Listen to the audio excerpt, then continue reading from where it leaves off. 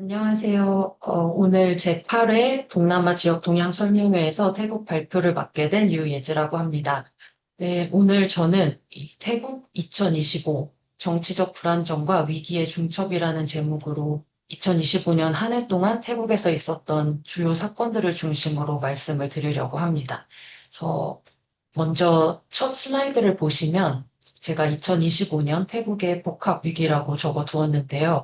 이 복합 위기는 제가 개인적으로 좋아하는 개념이기도 한데, 이 개념은 여러 위기가 동시에 발생할 뿐만 아니라 서로를 증폭시키면서 그 결과가 개별 위기의 단순한 합을 넘어서는 상태를 의미합니다.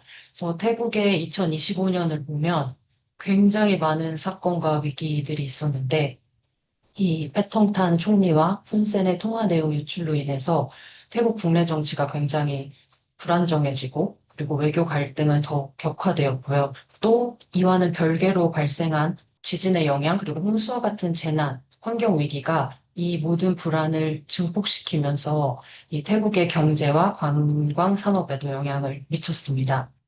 그래서 이 태국의 2025년은 다양한 사건과 위기가 중첩된 상태로 전개되었다고 보았고요. 그래서 이 복합 위기, 폴리크라이시스라는 개념이 태국의 2025년을 가장 잘 설명할 수 있지 않을까 생각을 합니다. 그럼 오늘 발표에서는 먼저 이 정치적 불안정이 어떻게 시작되었고 전개되었는지를 살펴보고 그 불안정이 경제, 외교, 그리고 재난, 환경 위기와 어떻게 중첩되면서 작동했는지를 말씀드리겠습니다. 네, 그럼 먼저 태국 정치부터 살펴보겠습니다. 2025년 태국 정치에서 가장 중요한 사건을 꼽자면 이 패통탄 총리와 푼센 전 캄보디아 총리의 통화 내용이 유출된 것이라고 할 수 있겠습니다. 그래서 이 사건으로 인해서 이제 태국 국내 정치의 위기가 촉발되었기 때문인데요. 이 통화는 5월 말에 있었고, 당시에 태국 캄보디아 국경, 그 에메랄드 트라이앵글이라고 불리는 지역에서 이제 총격전이 발생을 했고, 태국이 국경을 봉쇄하면서 양국 간의 그 외교적 긴장이 굉장히 고조된 상황에서 이 통화가 이루어진 것이었습니다. 그래서 이 비공식 통화에서 패통탄은 이 훈센을 삼촌 엉클이라고 부르면서 개인적인 친분을 강조를 했는데 그 태국 군 사령관을 반대편 사람이라고 칭하면서 문제가 되었습니다. 그래서 이후에 패통탄은 이 통화가 태국과 캄보디아와의 그 긴장을 완화하고 양국 간의 상호 이해를 높이기 위한 시도였다고 그렇게 이제 해명을 했지만 국가 안보 사안에서 자국군과 거리를 두고 외국 지도자에게 그 과도하게 공손한 태도를 보였다는 그러한 비판을 불러왔습니다. 그래서 이 사건을 계기로 푼짜이타이당이 연정에서 이탈을 하게 되고 결국 패통탄은 임기를 채우지 못하고 이제 헌재에 해임이 되었습니다.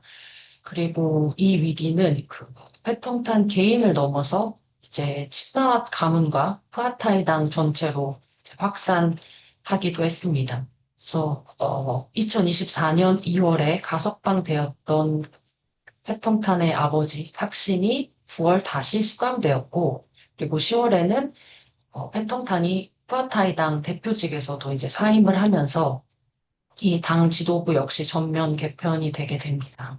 그래서 이 통화 유출로 시작된 푸아타이당 연립 정부의 붕괴는 그 태국 정치의 구조적인 문제를 다시 한번 확인시켜 주었다고 생각을 하는데요. 총선에서의 승리가 정부 구성을 보장하는 것도 아니고, 그리고 정부를 구성한 이후에도 안정적인 통치로 이어지는 게 아니다라는 것을 한 번 더 보여주었다고 생각합니다. 그래서 이 2025년 패턴탄 총리의 해임은 이후에 있을 지금 진행되고 있는 그런 권력 재편과 불안정의 출발점이 되었다고 볼 수 있겠습니다. 이제 이 패턴탄 총리 해임 이후에 발생한 이 권력 공백 속에서 새롭게 부상한 세력이 바로 보수 정당인 뿜짜이타이당과 그 대표인 아누틴이라고 할 수 있습니다. 이 건설 재벌 가문의 정치인인 아누틴 찬 위락군 이분이 이제 하원 표결을 통해서 제32대 총리로 선출이 되고요. 여기서 눈여겨볼 점은 그 아누틴을 중심으로 한 구성된 이 연립정부가 하원 491석 중에서 159석만을 확보한 소수 정부였다는 점입니다. 그럼에도 그 총리 선출 표결에서는 311표를 얻었는데요. 이 소수 정부가 성립할 수 있었던 배경에는 바로 그 진보 정당인 프라차촌당 143석을 갖고 있는 제1당이죠. 이 프라차촌당의 조건부 협력이 있었습니다. 이 프라차촌당은 연정에는 참여하지 않지만 아누틴을 총리로 지지한다는 이제 선택을 하고 아누틴과 합의 각서를 체결했는데요. 그래서 이 합의 각서에 4개월 이내에 의회를 해산하고 총선을 실시한다. 그리고 2017년 헌법 개정을 위한 국민투표를 추진한다라는 이제 조건을 명시하게 됩니다. 당시에 프란차촌당은 그 의회 내 제1당이었음에도 불구하고 총리직에 출마 후보가 없었던 상황이었고요. 그리고 39석을 가진 그 푸아타이당을 지지하는 것보다 상대적으로 약한 그 69석만을 가진 푼자이타이당을 지지하는 것이 이제 앞으로 야당으로서 정치적인 영향력을 보다 더 잘 행사할 수 있을 것이라는 판단이 이제 뒤에 깔려 있었고, 그래서 이것을 저는 이제 차악을 선택한 정치공학적 판단이었다라고 이제 생각을 하고요. 그래서 이 결정에 대해서, 그러니까 진보 정당이 보수 정당을 지지한 이 결정에 대해 이념적인 대립보다는 정치적 실용주의가 앞섰다라고 평가를 하는 태국 학자도 있습니다. 네, 다음으로 넘어가면 이 프라차촌당과의 조건부 합의로 이 아누틴 소수 정부가 출범을 하게 되면서 헌법 개정 논의가 이제 본격적으로 시작이 됩니다. 그래서 헌법 개정과 관련해서 제도적으로 중요한 변화는 그 작년 10월 22일에 개정된 국민투표법이 발효가 되었다는 것입니다. 그래서 기존에는 국민투표 통과를 위해서는 이중 과반이 필요했는데요. 그러니까 그 유권자의 과반이 투표에 참여해야 하고 또 투표소의 과반이 찬성을 해야 했는데 이 국민투표법이 개정이 되면서 투표수 과반 찬성만으로 이제 통과가 가능해졌습니다. 그런데 문제는 그 상원의 권한을 둘러싸고 발생을 하는데요. 이게 헌법 개정안이 통과되기 위해서는 상원의 3분의 1 이상이 찬성해야 한다는 그 헌법 조항이 있습니다. 그래서 이것이 사실상 상원이 헌법 개정에 대해서 거부권을 가지고 있는 것이나 다름없기 때문에 프라차촌당은 이 조항을 삭제해야 한다고 주장을 했고, 그리고 이 위원회 논의 단계에서는 푼자이타이당도 이 조항 삭제에 동의를 했었는데요. 실제로 12월 11일에 있었던 본회의 표결에서는 그 품짜이타이당이 입장을 바꿔서 그 상원의 권한을 유지하는 쪽을 선택하게 됩니다. 그래서 이제 당연히 프라차촌 당에서는 강하게 반발을 하면서 이제 불신임 결의안을 추진하게 되는데 이 불신임 결의안이 이제 추진되고 통과되기 전에 바로 다음 날인 12월 12일에 아누틴 총리가 의회 해산을 선언하게 됩니다. 그래서 이 의회 해산에 대해서 아누틴 총리는 소수 정부로는 이런 여러 가지 불확실성이 중첩된 상황에서 안정적인 국정 운영이 어려웠다라고 이제 설명을 했지만 이 아누틴이 직면한 그런 정치적 위기를 의회 해산과 조기 총선으로 돌파하고자 하는 그런 선택이었다고 볼 수 있겠습니다. 그래서 이후에 이 의회 해산 이후에는 태국 정치는 곧바로 총선 국면으로 이제 전환이 되었고요. 그래서 2월 8일에 총선이 있을 예정이고 이 총선과 동시에 헌법 개정 여부에 대한 국민 투표도 함께 진행이 될 예정입니다. 그리고 이 표는 그 주요 정당별 선거 기조와 그리고 각 정당이 이제 등록한 총리 후보자 그리고 연정 구성에 대한 입장이 이제 정리가 되어 있고요. 이번 총선에서는 네, 역시나 그 프라차촌당, 그리고 품짜이타이당, 푸아타이당 이 세 정당 간의 경쟁 구도가 이제 뚜렷하게 부각이 되고 있고 또 주목할 점이 이 민주당인데요. 이 아피시 청 총리가 민주당 대표로 어, 네, 작년 10월에 이제 복귀하면서 민주당 역시 선전하고 있습니다. 그리고 국립개발행정연구원, 태국의 니다의 여론조사를 잠깐 보여드리면, 이건 2025년 그 분기별 지지율 변화를 보여주고 있는데요.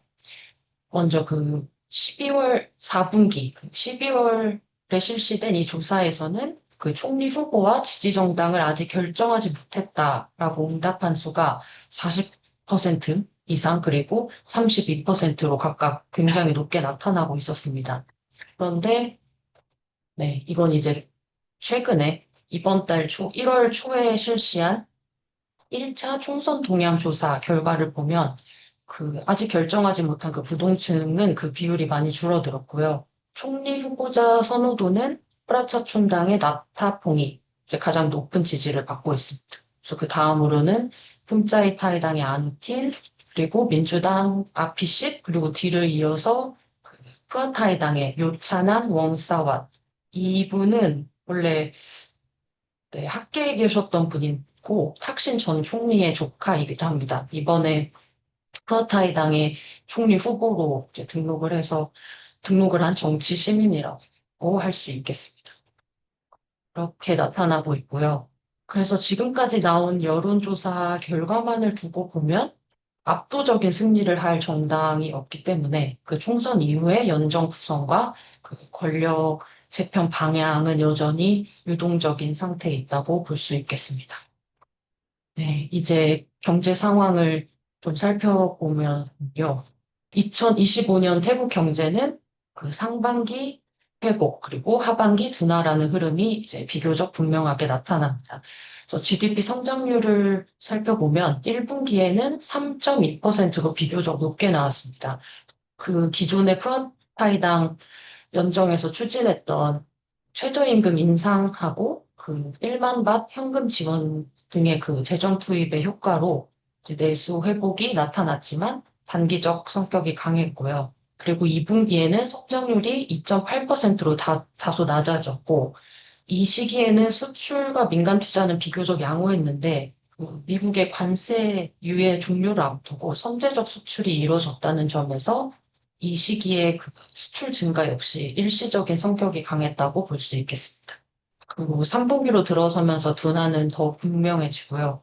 그래서 GDP 성장률이 1.2%까지 떨어지게 됩니다. 이때는 이제 정치적 불안과 외교적 긴장, 그리고 국경 충돌이 이제 이어지면서 관광객이 감소하고 부동산 침체도 지속되었고요. 그리고 전자제품 중심의 수출 증가세도 둔화하기 시작합니다. 그리고 4분기에는 그 10월에 출범한 아누틴 정부가 경기 부양을 위해서 그 이른바 퀵 빅 윈 전략을 이제 제시를 하게 되는데요. 그 소비 진작을 통한 단기 경기 방어가 핵심이었고, 그 일환으로 그 콜라큰 플러스 이 합하프 플러스 정책이 시행이 됩니다. 그래서 이거는 식당에 가거나 물건을 구입할 때 그 금액의 반을 정부가 부담해주는 반반 부담제라고 할 수 있겠습니다. 이러한 정책들을 이제 시행하면서 연말 소비 촉진을 목표로 약 800억 바 규모의 자금 순환을 기대를 했지만 정책 효과에는 이제 제약이 있었고요. 왜냐하면 11월, 12월에 남부 지역에 대홍수 피해가 있었고 또 계속해서 이제 악화되는 캄보디아와의 국경 긴장으로 관광 취소도 증가를 했고 또 의회 해산과 조기 총선으로 인해서 정책 지속성도 약화되었기 때문입니다. 그리고 여기에다가 글로벌 경기 둔화 그리고 금융 불안까지 이제 중첩이 되면서 4분기 역시 뚜렷한 반등으로 이어지지는 못했습니다. 그래서 이러한 흐름 속에서 2026년 성장률은 1.5% 수준으로 전망이 되고 있고, 그래서 약 30년 만에 최저 수준이 될 수도 있다, 이런 가능성이 제기되고 있습니다. 그리고 또 태국 경제에서 또 주목해 봐야 할 부분이 그 외국인 관광객이 감소하고 이 바화 강세가 지속되고 있다는 점입니다. 그래서 외국인 관광객 그 감소의 원인으로는 스캠 산업 확산으로 인해서 치안과 안전에 대한 우려가 커졌다는 점이 있습니다. 그래서 여기 사진에서 보실 수 있듯이 2025년 1월에 발생한 그 중국 배우 납치 사건으로 인해서 중국인 관광객 수가 크게 줄었고요. 그리고 3월에 발생한 미얀마 지진으로 인한 방콕의 영향, 그리고 국경 충돌 문제, 그리고 남부 홍수 등과 같은 재난과 불안 요인이 이제 반복적으로 발생을 했습니다. 그래서 이러한 위기 상황들이 관광 수요에 직접적인 영향을 미쳤다고 볼 수 있겠습니다. 그리고 바타의 그 강세도 경제 부담으로 작용하고 있습니다. 그래서 태국에 자주 가시는 분들은 아시겠지만 지금 바타 환율이 공행진 중입니다. 그래서 2025년 한 해 동안 바타의 가치는 달러 대비 8% 이상 절상이 되었고요. 그래서 이게 한국과 태국만의 문제가 아니고 태국 바트화가 전 세계적으로 지금 굉장히 환율이 높아지고 있는 상황입니다. 그리고 원화 대비 환율을 보아도 그 2025년 1월 초에 42바트였는데 지금은 47바트를 넘어섰습니다. 그래서 이런 환율 흐름이 수출 경쟁력을 악화시키고 이제 그 태국 관광 산업의 가격 경쟁력에도 부담으로 작용을 하고 있습니다. 그래서 태국 경제를 정리를 하자면 정치적 불안, 외교 긴장, 재난, 그리고 글로벌 경기 둔화가 겹치는 가운데 이 관광과 수출이라는 핵심 성장 동력이 동시에 압박을 받는 구조에 놓여 있다라고 이제 정리를 할 수 있겠습니다. 네, 그리고 다음은 태국의 대외 관계에서 가장 중요했던 사건, 바로 태국 캄보디아 국경 교전 일 것입니다. 그래서 이 2025년은 태국 캄보디아 국경 분쟁 역사상 가장 참혹한 해로 평가가 되었고요. 그래서 7월과 12월에 거의 전쟁에 네, 맞먹는 그런 수준의 심각한 무력 충돌이 발생을 했고, 이 충돌은 단순한 이제 국지 분쟁을 넘어서 양국 관계 전반의 위기로 확산이 되었습니다. 그래서 특히 이번 충돌은 그 과거 2008년에서 11년 사이에 발생했던 교전하고 비교해서 질적으로 다른 양상을 보였고요. 올해 그 2025년에는 그 충돌 지역이 특정 지점에 국한되지 않았고, 그 태국 동북부 우본 라차타니에서 태국만 연안의 뜨라까지 그 7개 주 전반으로 국경을 따라서 확산이 되었고, 또 태국 캄보디아 분쟁 사상 처음으로 공습이 동반된 무력 충돌이 이제 있었습니다. 그리고 이 사태를 이제 중재하기 위해서 여러 국제 지역적 차원의 개입이 있었는데요. 미국은 무역 협상을 지렛대로 휴전을 압박했고, 아세안 의장국 말레이시아의 중재로 휴전 합의가 이루어졌었습니다. 그렇지만 휴전 이후에도 지뢰 폭발과 그 산발적인 충돌이 반복되면서 그 국경 지역의 불안정성은 완전히 해소되지는 않고 있습니다. 그래서 이 국경 교전은 그 태국의 국내 정치와 경제에도 직접적인 영향을 미쳤고요. 그래서 정치적으로는 네, 총리 해임, 그리고 권력 공백 국면에서 불안정성을 증폭시키고 또 민족주의 담론을 강화하는 요인이 되었고요. 그리고 경제적으로는 이 국경 통제 강화와 이동 제한으로 인해서 교역, 투자, 노동 이동에 이제 차질이 발생했습니다. 그래서 그 결과 태국과 캄보디아 간 교역과 그리고 태국의 대캄보디아 투자 전반에 대한 이제 불확실성이 확대되었습니다. 네. 마지막으로 말씀드리고 싶은 내용은 2025년 태국의 재난과 환경 위기입니다. 그리고 이제 더 이상 그 재난과 환경 문제를 부차적인 이슈로 보기 어려운 수준에 이르지 않았나라고 이제 생각을 하고요. 그래서 미얀마 강진의 여파, 그리고 방콕 도심의 그 인프라 붕괴, 그 남부 지역의 대홍수, 또 반복되는 초미세 먼지 문제까지 이 재난과 환경 이슈가 2025년 태국 복합 위기의 한 축을 형성했습니다. 그래서 먼저 네, 3월 미얀마 강진, 그리고 방콕 건물 붕괴 사고인데요. 그 3월 28일에 발생했던 네, 그 미얀마 강진 이후에 방콕에서 건설 중이던 감사원 건물이 붕괴해서 거의 95명이 사망한 대형 참사가 있었습니다.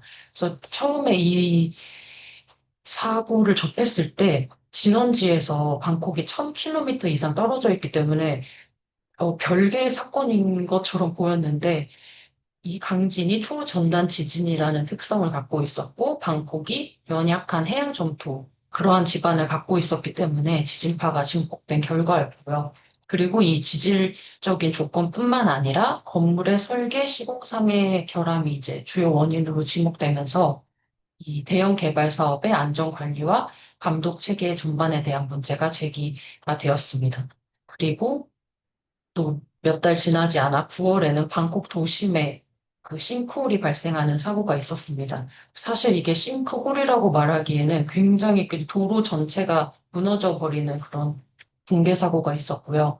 그래서 이 사건으로 방콕이 그 고밀도 개발을 지속하고 있는데 그러면서 도시의 안전을 충분히 관리할 수 있는 역량을 갖추고 있는지에 대한 이제 근본적인 의문을 남긴 사건이었습니다. 그리고 가장 중요한 사건이라고 할 수 있는 것은 11월, 12월에 발생한 남부 대홍수입니다. 그래서 이 홍수는 300년 만에 최악의 홍수로 이제 평가를 받고 있는데 문제는 이 강우량 자체보다 그 대응 지연 그리고 지휘 체계의 혼선이 이제 문제가 되고 있고요. 그래서 당시에 이 홍수가 발생했을 때 조기 대피가 가능했음에도 그 지방 시 당국의 대응이 늦어졌고 또 중앙 정부 역시 지휘 체계가 명확하지 않아서 문제를 더 키웠다라는 이제 비판이 있었습니다. 그래서 이 재난은 피할 수 있었던 재난으로 이제 평가되고 있고 또 남부 지역에서 야누틴 정부에 대한 지지도 하락으로까지 이어지게 됩니다. 그리고 마지막으로는 그 초미세먼지와 대기 오염 문제인데 이 사진에서도 보실 수 있듯이 사실 이 방콕의 초미세먼지 문제는 올해 그만의 문제는 아니고 매년 반복이 되어 왔습니다. 근데 정부의 대응은 다소 단기적인 처방에 머물러 왔고요. 재택근무 권고, 대중교통 무료 제공, 그리고 뭐 휴교 조치 이런 데 이제 머물러 왔는데 올해 좀 주목할 만한 부분이 그 오염물질 배출 이동 등록 제도하고 대기 오염 방지를 위한 클린에어 액트가 하원을 통과했다는 점입니다. 그래서 지금 상원에 계류 중인데 이러한 성과를 보면 앞으로 통과될지는 확실치 않지만 이 대기 오염 문제가 점차 시민의 권리로서 논의가 되고 있고 또 제도적 의제로 전환되고 있다는 점은 중요한 변화로 볼 수 있을 것 같습니다.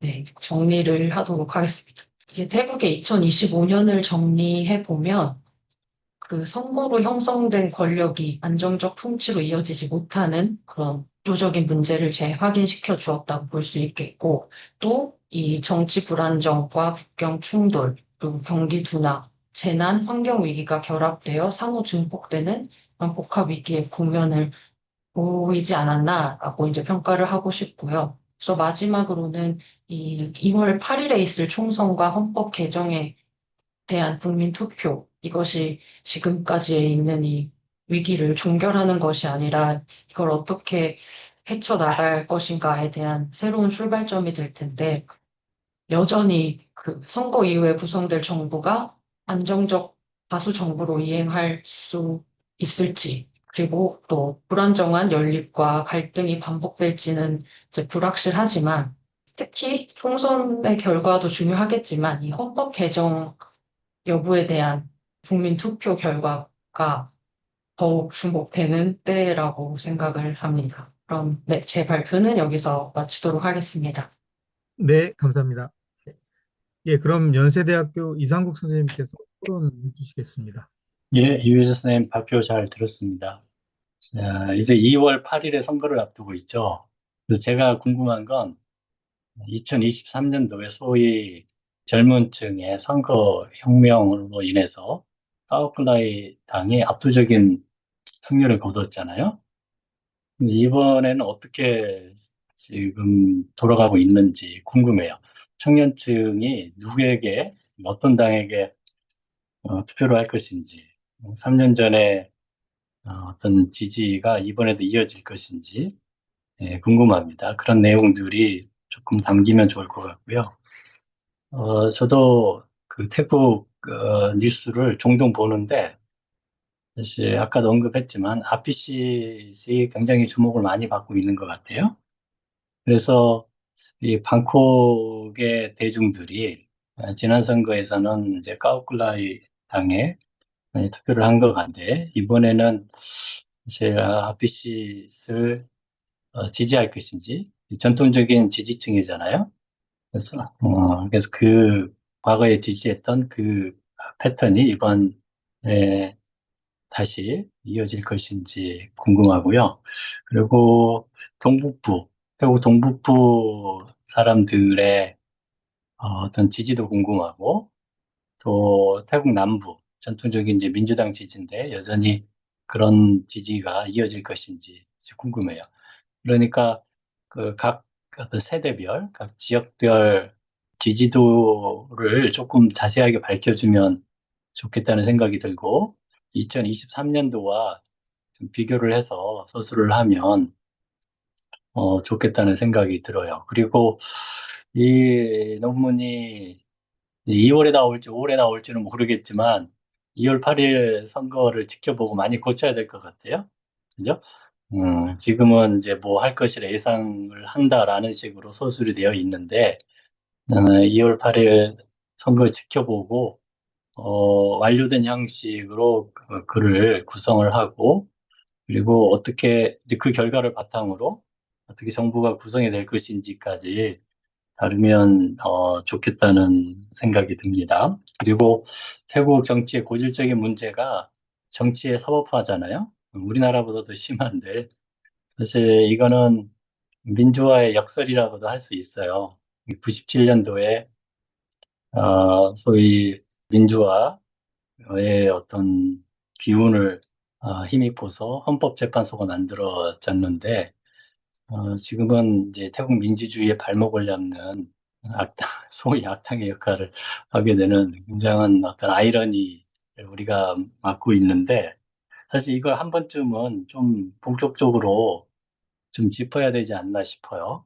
예, 비판적으로.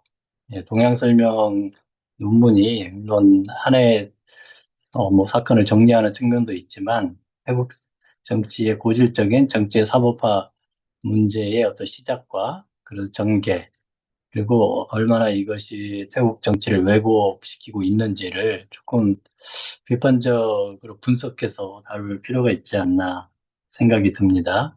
그리고 이제 태국 경제로 넘어가서 여러 가지 경제 지표에 대해서 설명을 해줬는데 사실 지난해 총리가 바뀌었잖아요.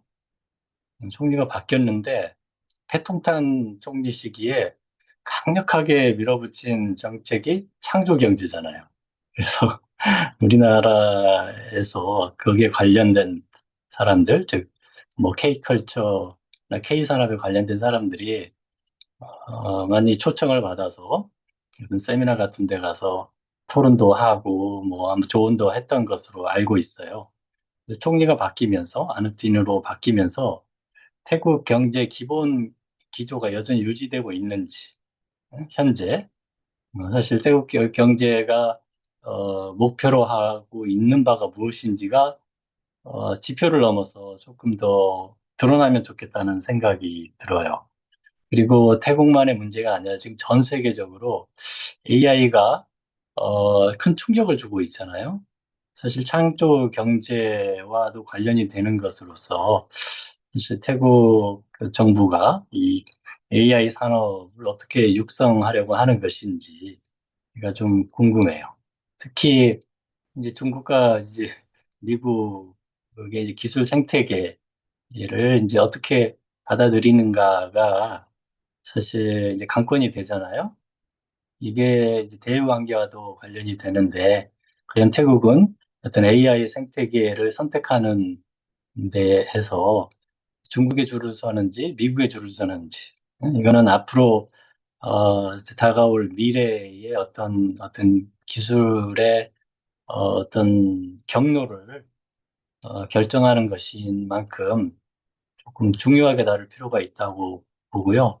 이건 태국만이 아니라 동남아 이 여러 나라들의 경우에도 문제를 한 번은 조금 다뤄야 되지 않나 생각이 듭니다. 그리고 사회 문제로 넘어가서 여러 가지 얘기를 해줬는데, 저는 두 가지를 조금 중요하게 더 다뤄야 된다고 생각을 해요. 첫 번째는 대왕 대비 서거와 사회적 애도에 관한 거예요. 다시 한번 저는 태국 그 TV 뉴스를 볼 때마다, 야, 참, 어, 어, 예, 어떻게 바라봐야 하는지 좀 한숨이 나오기도 하는데, 1년 동안 이제 애도 기간을 사실 이제 선포를 했잖아요. 그리고 TV에 나오는 모든 뉴스 진행자들이 지금까지 까만 옷을 입고 나와요. 세 달이 지나가는데도 예, 까만 옷을 입은 채로 진행을 하고 있어요. 야, 이건 정말 야, 이 뭔가 그 태국 사회를 지배하는 왕실 중심의 어떤 이데올로기라면 이데올로기를 이 기회를 통해서 다시 한번 태국 사회 전반적으로 어, 좀 전파하는 것은 아닌지라는 좀 생각이 들어요. 그래서 재앙 대비 서거와 사회적 애도의 문제를 이 역시 어떤 단순한 왕실의 가족이 서거했다는 거에서 나가서 태국 사회 전반적으로 지배하는 어떤 왕실 이데올로기를 다시 비판적으로 분석을 하면 좋을 것 같아요. 좀 위험한 얘기일 수도 있는데 적어도 벗어날 수는 없을 것 같아요. 작년에 워낙 중요한 사건이었고 올해도 앞으로 몇 달 남았어요? 9달이나 남았는데 계속 이런 상태로 가야 된다는 게 저로서는 외분으로서는 이해가 안 되는데 예, 그 부분도 좀 다룰 필요가 있다고 좀 봅니다. 그리고 또 다른 어떤 또 사회적으로 중요한 문제가 대마초 정책의 변화잖아요. 대마초 정책. 지금 다시 불법화로 지금 돌아서고 있잖아요. 그러면서 어떤 뭐 관광 산업과 그다음에 농촌 재배자 사이 이해관계도 조금 다룰 필요가 있고 이게 단순히 어떤 도덕 문제가 아니라 어떤 뭐 보수화 흐름의 어떤 기조에서 나온 것일 수도 있고 선거 전략의 일환으로 나온 것일 수도 있고 뭐 사회 통제 강화의 일환으로 나온 것일 수도 있으니까 이 부분에 대해서도 조금 분석적으로 다룰 필요가 있다고 생각을 합니다. 그리고 대외 관계에서 캄보디아 사이의 전쟁만 다루는데 사실 미국이 태국에 칼을 비틀게 하면서 또 강제로 평화를 해결하게 만들고 또 트럼프 정부가 태국에 뭐 캄보디아를 비롯해서 압력을 가하고 있는데 사실 태국 정부가 그런 압력에 대해서 어떻게 대응을 하고 있는지 그리고 대미국 관계의 노선을 어떻게 설정을 할 것인지를 좀 다룰 필요가 있을 것 같고 혹시 뭐 중국 역시 대외 관계에 좀 중요한 또 힘으로 작용하고 있는 만큼 대중국 관계를 좀 다룰 필요가 있을 것 같고 또 아세안 뭐 역시 무시할 수 없죠. 아세안의 대아세안 관계도 다루면 좋을 것 같고 그다음에 한국과의 관계도 다뤄야 되지 않나라는 생각이 듭니다. 그리고 좀 빠진 게 하나 있는데 아까 바트 강세가 사실 우리 피부에 이제 직접적으로 다가오는 것인 만큼 왜 바트와 강세가 계속 지속되고 있는지 조금 다뤄주면 예, 개인적으로 굉장히 흥미가 있을 것 같습니다. 예, 제 토론은 여기서 마치겠습니다. 네, 감사합니다. 그 온화하게 엄청나게 많은 코멘트를 해주셨는데, 예, 그럼 질문을 일단 받겠습니다. 예, 이유경 선생님께서 질문 올려주셨습니다.